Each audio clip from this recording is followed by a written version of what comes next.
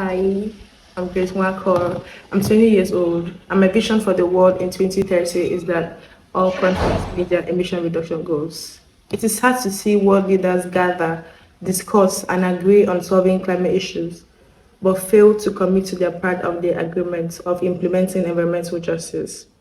I recognize that not being part of the agreement is bluntly refusing to take action, but being part of the agreement and not committing is no difference.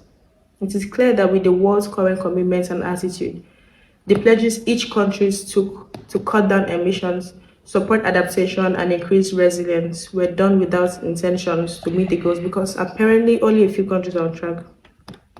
This brings us to the question, is the Paris Agreement enough? Well, no, because that agreement hinges on national credibility. Every country is an emitter as long as fossil fuel is in use. Why do we waste time diverging on who is more responsible? Whereas when climate impacts hit, everyone suffers the consequence. Everyone will be left with to suffer the effects. The climate impacts wouldn't hit harder on who is more responsible. Rather, it will hit harder on who is more vulnerable. Remember, inaction is directly proportional to vulnerability. Do you know the worst case scenario that could happen is sitting back and waiting for who is more responsible and in the end being the most vulnerable? I challenge you to become more intentional about the pledges you took. It's not all about pledging, it's more about your intentions. Secondly, I challenge you all to be more credible. Credibility is readiness, credibility is change in policies, credibility is accountability, credibility is transparency. But this is not what we see. We want to see more countries enacting, engaging, and introducing new climate friendly policies.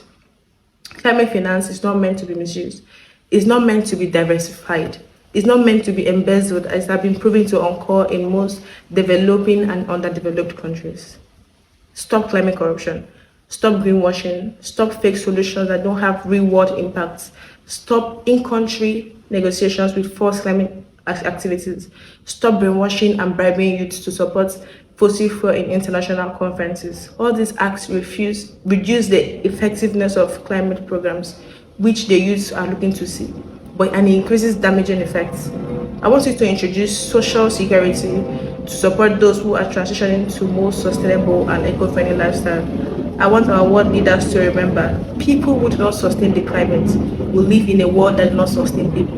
We reject the empty promises and the current trajectory of 2.7 degrees of global warming. We demand credibility, meaningful youth engagement, just energy transition, and above all, a well-utilized climate finance.